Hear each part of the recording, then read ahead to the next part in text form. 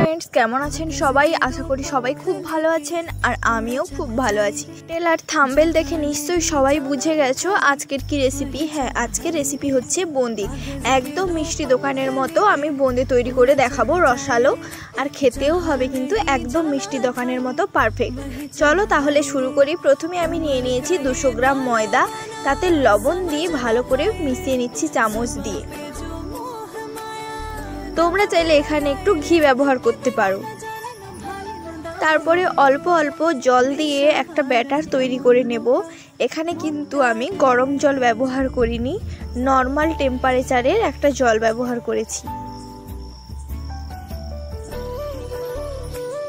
ব্যাটারটা কিন্তু একদম পাতলা হলেও চলবে না, অল্প অল্প জল দিয়ে ব্যাটারটা তৈরি করতে হবে। ঠিক এইভাবে দেখো ব্যাটারটা তৈরি হবে, এরকম পাতলা ব্যাটারটা তৈরি করতে হবে।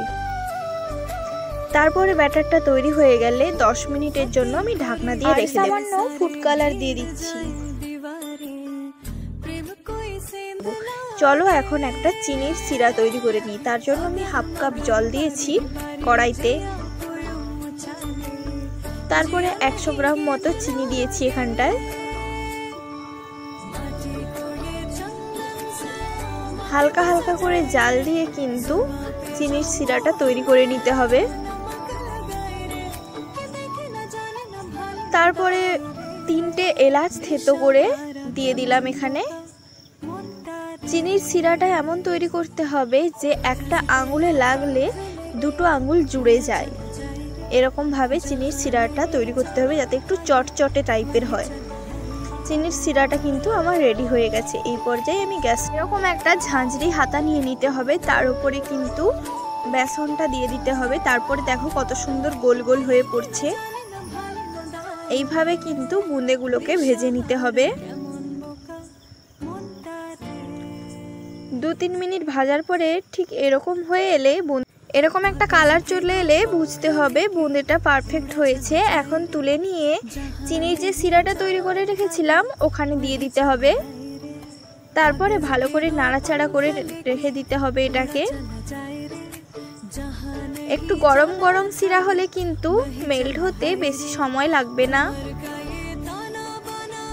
সেম প্রসেসে আরেকবার আমি বুঁদিগুলো ভেজে নেব।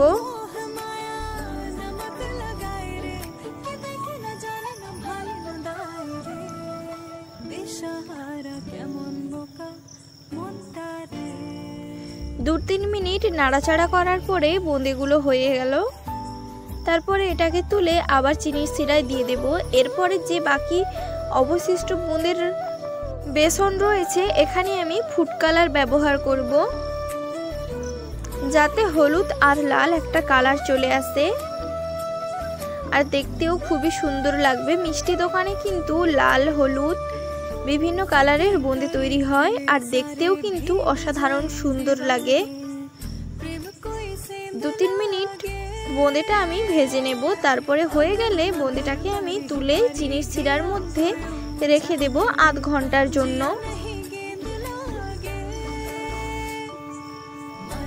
চিনির সিরার মধ্যে দিয়ে একটু নাড়াচাড়া করে নিতে হবে।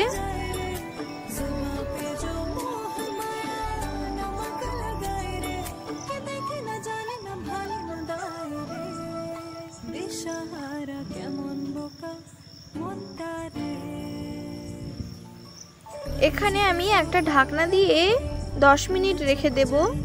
তারপরে দেখো আমার বুঁদিটা কিন্তু একদম রেডি হয়ে গেছে।